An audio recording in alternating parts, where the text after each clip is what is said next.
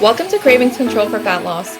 I'm your host, Laura Cavallo, former sugar binger, overeater, and yo-yo dieter turned fat loss and cravings coach for hundreds of busy women. Here at Cravings Control for Fat Loss, I'll be sharing mindset, movement, and metabolism strategies for those who are ready to ditch the fat diet cycle and slim down without counting calories, tracking points, or giving up any of the foods they love. Get ready to embrace progress over perfection, grace over guilt, and bring curiosity and learning to the inevitable ups and downs of your life. Expect a decrease in your cravings while seeing and feeling an improvement in how you look, how you feel, and your overall quality of life. I am so excited you're here, boo. Let's get started. Welcome to another episode of Cravings Control for Fat Loss. My name is Laura Cavallo, your cravings coach. And today we're talking about the mindset that you bring to your fat loss journey, your health journey, and your cravings control journey. Now, mindset is something that is thrown around a lot these days. And as someone who is a certified mindset coach through Casey Jo Orvidas, who has her PhD in psychology and mindset research, I want you to know that our coaching comes from a place of research, of proven strategy, of years of working with clients. And, to be frank and to be honest with you, before I got certified as a mindset coach, I had a hard time getting my clients results. I would go into coaching sessions and pretty much just tell clients what to do, and thought since it worked for me, it should work for them. But what I realized through this certification and through the last 2-3 years of being a mindset coach is that when you coach clients, it's not about telling them what to do. It's guiding them to find their own solutions based on their life, right? Because your life is completely different than my life.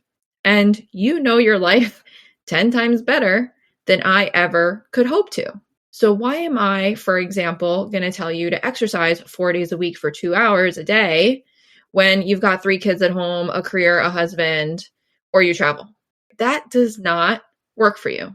So with mindset coaching, not only are we guiding our clients to help them find solutions, but through this process, our clients develop more autonomy, more confidence and knowledge throughout the process so that they can continue these habits long after we're done working together. And when they develop that autonomy, they develop more confidence, more resilience, more belongingness that, I can do this.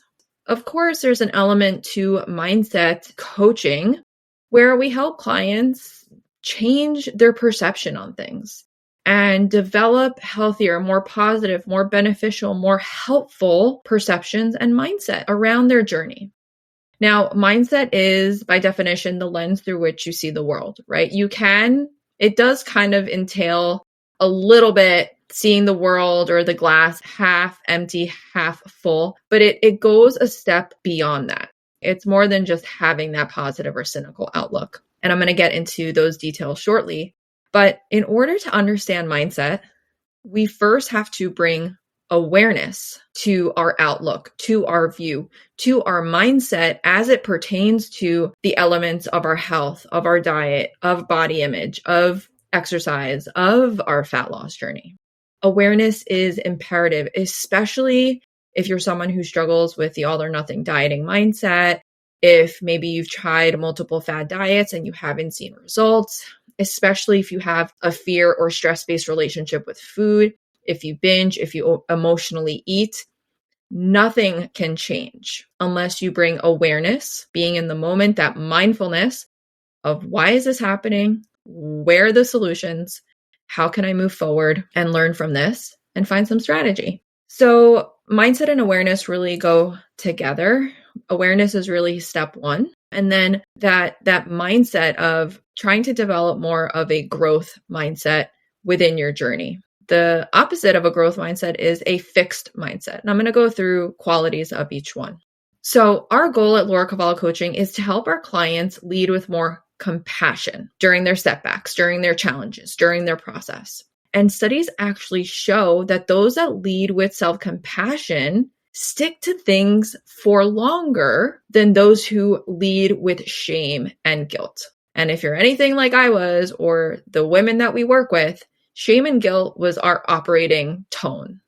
I overate, I feel like shit. I feel like guilty, right? I'm ashamed of my body. I'm ashamed of this binge. I'm going to guilt eat. I'm going to guilt restrict, all the things. That was our operating mechanism for so long. But again, we want our clients to move to self-compassion. That is where we can look through the fog of shame and guilt and find those solutions. And then studies also show that those who adopt a growth mindset have greater adherence to diet and exercise over longer periods of time. So what is a growth mindset? What is a fixed mindset? Let's talk a little bit about what a fixed mindset is first. This is someone who maybe avoids challenges, okay, sees things as too hard. I can't do that. This is someone who believes their abilities and attributes are innate, like you were born that way and you can't change. Oh, I've always been like that. That's just how I am. I've said that before. Another quality of someone with a fixed mindset is that your failure is a proof of unintelligence. I told you I wasn't going to be able to do it. I knew I was stupid. I wasn't able to get it the first time, so I'm just never going to be able to get it. Someone with a fixed mindset also gives up easily. And someone with a fixed mindset is threatened by the success of others, right? This is maybe where comparison comes in, jealousy. So what is a growth mindset? And I should have prefaced this whole friggin' podcast with, you have the ability to change your mindset. Our brain there's an element called neuro-plasticity where we can actually rewire our brain to learn new things, right? And we do it every day. We learn new skills, new languages. We learn how to play instruments. We learn a new skill at work. That is neuroplasticity at its finest.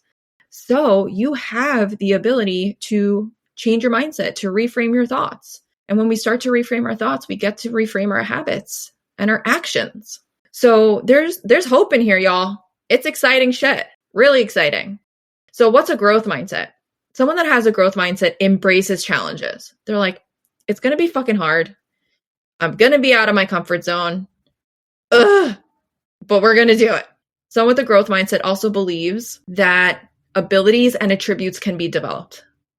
I don't know it right now, but I can learn. I don't know it right now, but it's something that I can develop. Someone with a growth mindset also views failure as a chance to grow, to learn, to get outside of their box, to expand, to develop. Okay. And that gets them excited. Someone with a growth mindset believes that effort leads to success. One foot in front of the other will get you to where you want to be, as opposed to giving up easily. And then lastly, someone with a growth mindset is inspired by the success of others. Oh, wow, that's so awesome. She was able to do that. I can't wait to fucking do that too. Good for her. Amazing job. I used to be the jealous girl. I used to be the comparison girl. But over time, as my mindset has shifted, I now raise up other women, right? I high five. I see them as success, or I see them as, I give them the props, right? It doesn't mean that in some ways I'm not like, oh man, I wish I was there, right? I wish I could be there, but everything I'm doing will help me get there. So as a recap, someone with a growth mindset embraces challenges as opposed to someone with a fixed mindset who avoids challenges. Someone with a growth mindset believes their abilities and attributes can be developed versus someone with a fixed mindset believes their abilities and attributes are innate. They're born with them and they're unchangeable. Someone with a growth mindset views failure as a chance to grow versus fixed mindset people believe that their failure is a proof of their unintelligence. Growth mindset people believe that effort leads to success versus fixed mindset people give up more easily. And growth mindset people are inspired by the success of others, while those with a fixed mindset are threatened by the success of others.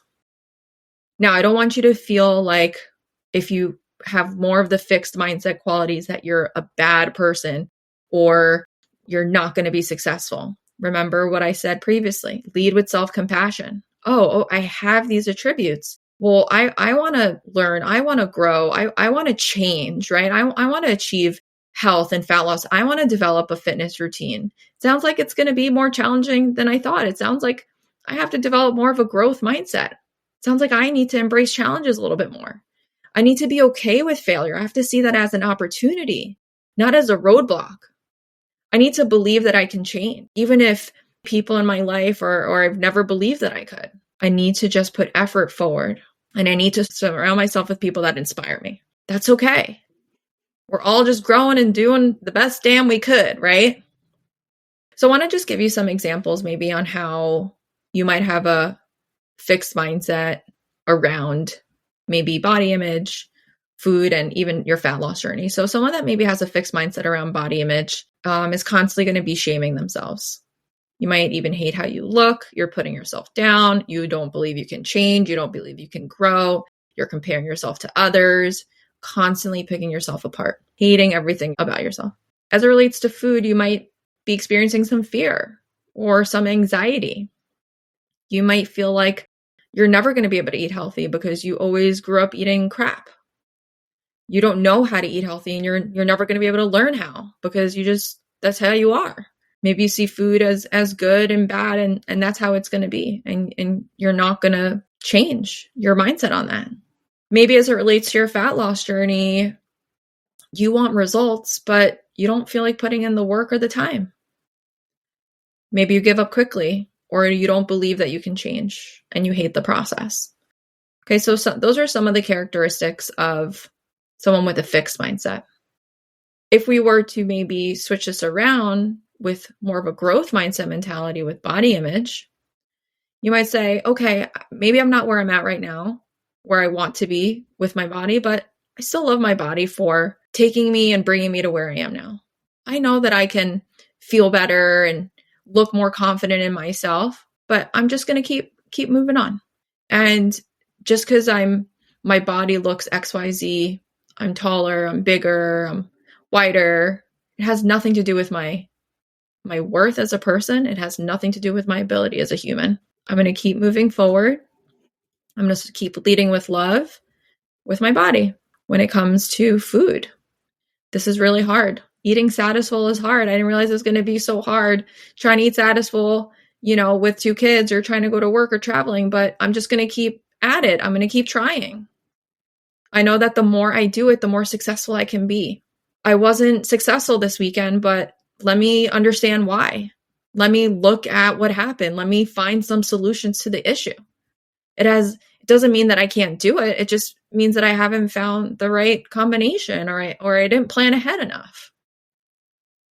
My friend, she's been exercising consistently and eating well, and she's seeing results, and I'm so proud of her. Like, I know I can do it too. It's just going to take me a little bit longer. And then we can use fat loss journey as an example for more of a growth mindset. This is challenging. I didn't know that, achieving fat loss was going to take time, but I'm just going to keep staying the path. I'm going to keep focusing on my nutrition and keep honing in on my exercise and trying to learn as much as I can and grow and learn in the process. And, if I'm still not seeing results in a couple weeks or a couple months, then I'm going to have to take a look at what's going on and see if I can find any of the cracks in the foundation and figure out where the issues are. So those are just some examples. If you have any questions on that, go ahead and hit me on Instagram and DM me and let's chat about it. But just some takeaways for you as you pursue your health journey, as you pursue fat loss, as you tackle cravings, as you just come into this new lifestyle of yours. Really want you to start to shed the shame and guilt. It's not helping you, boo-boo. Number 1, I want you to expect imperfection. The fat loss journey, the health journey, it is a lifelong process. The cravings journey, it is a lifelong process. It's not 6-month program, then you're done. You have to maintain it. And there will be ups and downs, and it's not going to be perfect. You are not going to be perfect. No one is perfect. I'm sorry to break it to you, boo-boo. Expect imperfection in the process. The more you can expect imperfection, the much easier time you're going to have. Second takeaway. Guilt is the one emotion that does not teach us anything or help us grow in any single way. It just makes us feel worse. It's not a good teacher. Let it go. Move on. Find the solution. Number 3, know that you're doing your best and that you did your best with what you had and what you could in the moment. We're all trying our fucking best. Now, some of us, maybe we're not trying our best, maybe because we really don't want to achieve XYZ. Some of us say like, oh, I want to lose 10 pounds, but you really may not want to. That's okay. Maybe that's why you're being a little bit more lazy, or you're not putting the effort into doing it, or you're not trying to take those little steps. And that's all right. But oftentimes we're just trying to do the best we can and juggling all the things in our lives. So show a little bit more grace to yourself. Number 4, stop comparing yourself to other people.